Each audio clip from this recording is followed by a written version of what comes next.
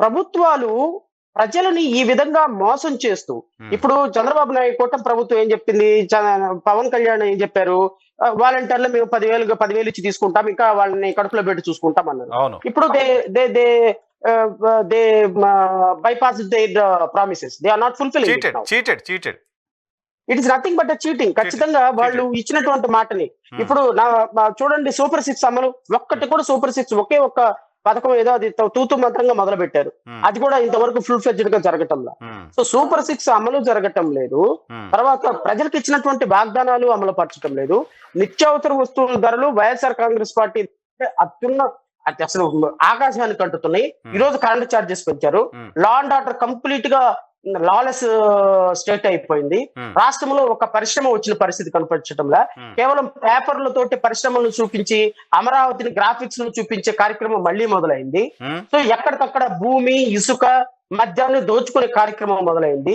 ప్రతి దానికి university vice chancellor ఒక ట్యాగ్ 10 కోట్లు, యూనివర్సిటీ రిజిస్ట్రార్ 5 కోట్లు ఒక ట్యాగ్, ఇదిగో పలానా నామినేట్ పోస్టు 10 కోట్లు 20 కోట్లు. అంటే గవర్నమెంట్ నామినేట్ పోస్టులు అయిన వైస్ ఛాన్సలర్లు, రిజిస్ట్రార్లు, రెక్టార్లు, లేకపోతే ఇంకో చోట హైర్ సెక్రటరీ, ప్రిన్సిపల్ సెక్రటరీ లాంటి డబ్బులు వచ్చే పోస్టులకి మొత్తానికి మా గౌరవనీయులైనటువంటి మంత్రి గారు నారా లోకేష్ గారు ట్యాగ్ వేసి కూర్చున్నారు. మీ అలిగేషన్ అది ఆధారాలు ఉన్నాయా? నరసింహరావు గారు, ఇప్పుడు ప్రతిదానికి ఆధారాలు సమర్పించాలి అంటే జగన్మోహన్ రెడ్డి దోచుకున్న 6 లక్షల కోట్లకి ఆధారాలు లేవు. చంద్రబాబు నాయుడు 2 ఎకరాల నుంచి 2 లక్షల కోట్లకు వచ్చిన దానికి అనటానికి ఆధారాలు లేవు. లేకపోతే 30,000 మంది అమ్మాయిలు మిస్ అయ్యారని అని అనటానికి పవన్ కళ్యాణ్ దగ్గర ఆధారాలు లేవు. కేవలం శ్రవణ్ కుమార్ గారు, నరసింహరావు గారు డిబేట్కి వచ్చారు కాబట్టి నన్ను ఒక్కడే మీరు ఆధారాలు అడుగుతారు. ఇంకా వాళ్ళ ఆధారాలు అడగగలుగుతారు మీరు? అడిగాంగా పవన్ కళ్యాణ్ గారు, మీరు నేనే కలిసి అడిగాంగా చాలాసార్లు.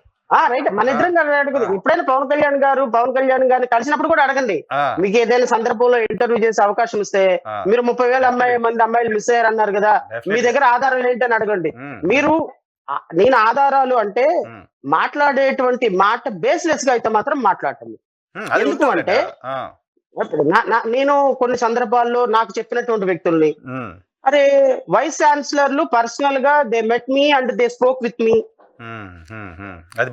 ఎవరైతే వైస్ ఛాన్సలర్లు ఎవరినైతే ఆంధ్రప్రదేశ్ రాష్ట్రంలో ఉన్న 17 యూనివర్సిటీస్ లో వైస్ ఛాన్సలర్ ని ఓవర్ నైట్ రిజిగ్నేషన్ చేపించేశారు. గవర్నర్ ఆర్డర్ ఉన్నప్పటికీ మీరు ఎంక్వైరీ చేయండి. ఎందుకు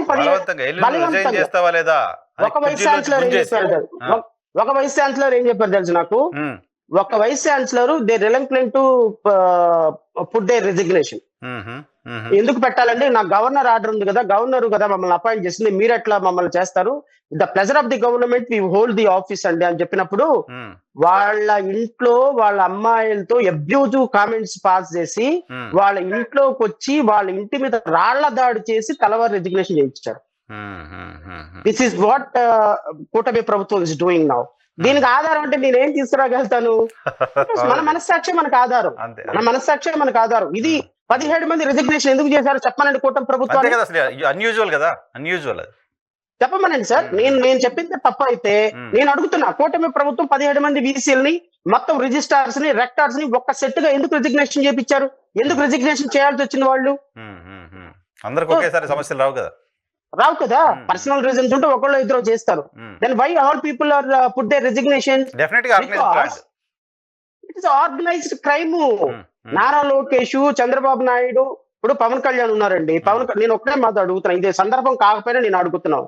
ఎందుకంటే చెప్పేది ఒకటి, చేసేది ఒకటి. నాకు తెలిసి భారతదేశంలో 2 లక్షల పుస్తకాలు చదివినటువంటి ఏకైక వ్యక్తి కేసీఆర్ తర్వాత మన పవన్ కళ్యాణే, మా డిప్యూటీ సీఎం గారు. నెంబర్ 2, ఇక చెగోవేరా దగ్గర నుంచి మొదలు పెట్టుకుంటే, ప్లూటో దగ్గర నుంచి మొదలు పెట్టుకుంటే, ఐన్స్టీన్ దగ్గర నుంచి మొదలు పెట్టుకుంటే, నిన్నగాక మొన్న చనిపోయినటువంటి మన్మోహన్ సింగ్ గారు కూడా ఆదర్శవంతమైనటువంటి, అంటే అన్ని సెక్టార్స్ ప్రజలు ఆదర్శవంతమైనటువంటి వ్యక్తులు. ఏది communist party, Bharatiya Janata party, Bahujan Samaj party, ఇంకా ఈ రాష్ట్రంలో భారతీయ జనతా పార్టీ, అన్ని భావజాలాల్ని ఐడెంటిఫై చేసుకొని అన్ని వ్యవస్థల్ని అవపోసన పట్టినటువంటి వ్యక్తి మా ఉప ముఖ్యమంత్రి గారు.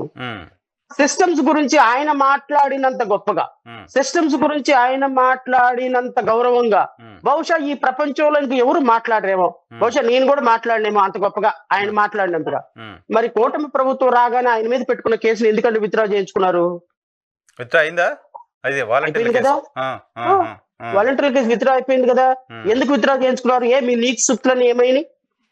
ఇట్ ఈస్ మీ ఇల్లీగల్, రైట్? నీతి సూక్తులను ఏమైనాయి కదా, మీ నీతి సూక్తులను ఏమైనాయి? Right or wrong, government is a continuous process. నీ గవర్నమెంట్, ఒక గవర్నమెంట్ నీ మీద కేసు పెట్టింది, యు ఫేస్ ప్రాసిక్యూషన్. నీ అధికారాన్ని అడ్డం పెట్టుకొని, అంటే నువ్వు చేస్తేనేమో సంసారం, ఎదుటోడు చేస్తే వ్యభిచారమా?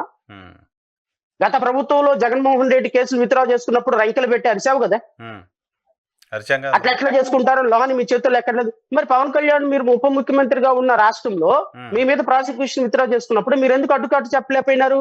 అంటే మీరు చేస్తే విత్డ్రాయల్ చేసుకుంటేనేమో కరెక్టా, మిగతా వాళ్ళు చేసుకుంటేనేమో రాంగా, మీరు చేస్తేనేమో ఇది లీగలా, మిగతా వాళ్ళు చేస్తేనేమో ఇల్లీగలా. ఇలా ఉంటాయి.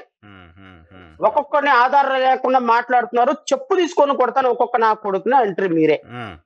మరి 30,000 మంది, 3,000 మంది అమ్మాయిలు మిస్ అయితే 30,000 మంది అమ్మాయిలు మిస్ అయ్యారని దానికి ఆధారం లేకుండా మీరు చేస్తే మిమ్మల్ని ఏ చెప్పుతో కొట్టాలండి? అంటే నేను అనేది, వీళ్ళు చేసే పని ఒకటి, చెప్పే మాట ఒకటి, చేసే పని ఒకటి. ఓటమి ప్రభుత్వం ఓవరాల్ గా వాళ్ళు ఇచ్చిన ప్రామిసెస్ నిలబెట్టుకోలేకపోయినారు నరసింహరావు గారు. ప్రజల యొక్క జీవన ప్రమాణాలను పెంచడంలో పూర్తిగా ఫెయిల్ అయిపోయింది. రాష్ట్రంలో లా అండ్ ఆర్డర్ ని అట్టడుగుపోయింది. లా అండ్ ఆర్డర్ అంటే మీరు చూస్తే ఏ రోజు చూసినా మహిళల మీద అత్యాచారాలు, చిన్న పిల్లల్ని కాల్చి చంపేయటాలు, ఎస్సీ ఎస్టీల మీద దాడులు, ఎస్సీ ఎస్టీల మీద మారణ హోమాలు, ఇలా everyday unreported incidents, 1000 of incidents జరుగుతున్నాయి ఆంధ్రప్రదేశ్ రాష్ట్రంలో. సో మీరు ఈ విధంగా ప్రభుత్వాల్ని ఏర్పాటు చేసి ప్రజలకు ఇచ్చినటువంటి మాటని ఫుల్ఫిల్ చేసుకోకుండా, ప్రామిసెస్ ని ఫుల్ఫిల్ చేసుకోకుండా, స్టేట్ ఇంట్రెస్ట్ ని పట్టించుకోకుండా, స్టేట్ ఇంట్రెస్ట్ ని కన్సిడరేషన్ లోకి తీసుకోకుండా కేవలం పొలిటికల్ గేమ్ తోటి ప్రభుత్వాన్ని నడుపుతా ఉంటే, ఈ ప్రభుత్వాన్ని మరి ఖచ్చితంగా విమర్శించాల్సిన అవసరం, విమర్శించాల్సినటువంటి ఆవశ్యకత ప్రజల తరపున మాట్లాడే మా మీద ఉంటుంది కదా.